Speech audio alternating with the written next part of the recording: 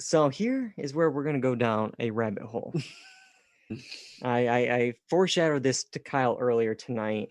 There is a theory out there, an online theory, that John Candy is the actual devil in this scene. And it goes deep. Kyle is speechless right now. I mean, I said it. She's ready to sell her soul to the devil himself. Boom. John Candy interrupts her. All right, I got something for you here. I got a deal. And this theory points out that crossroad demons, they make deals with humans to secure their souls. And we're at the crossroads of an airport. It's where everything's coming in and out, crossroads here.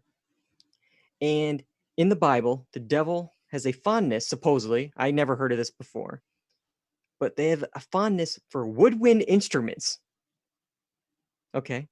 I always thought the devil went down to Georgia and had like the whatever, the violin or whatever, the fiddle. Yeah, the fiddle. But I guess woodwind instruments is the devil's favorite. And we see later on John Candy in the back of the truck there. He's playing a woodwind instrument. He's celebrating that he just got a new soul on his docket. And there's one more thing I'll point out from this article. You can read the whole article, but one of his first lines that John Candy says is from the Rolling Stones' Sympathy for a Devil song. That song starts off and says, "Please allow me to introduce myself." One of the first things John Candy says is, "Allow me to introduce myself," after she just called him the devil. So there's the theory. It's all out there. Put your tinfoil hats on. John, are you buying this theory? No, I don't know.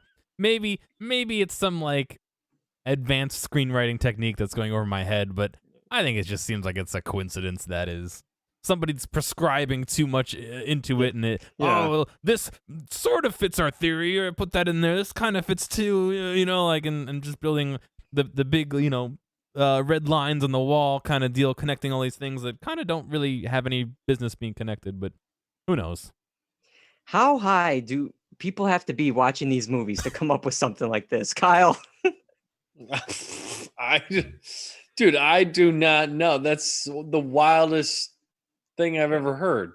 I mean, you would assume if she's having her soul sucked, something bad would happen to her. But spoiler for Home Alone 2, she loses Kevin again.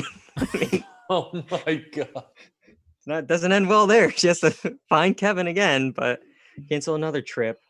But yeah, I don't know. Yeah, I don't obviously buy into this at all.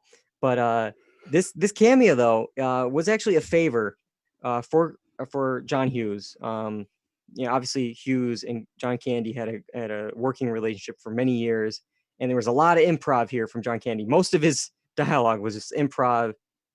They did this over 23 hours because he only had one day available for him. So they did about pretty much a full day of shooting.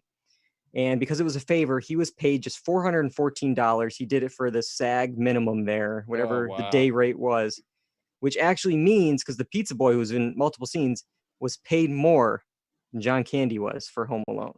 That's insane. That's insane.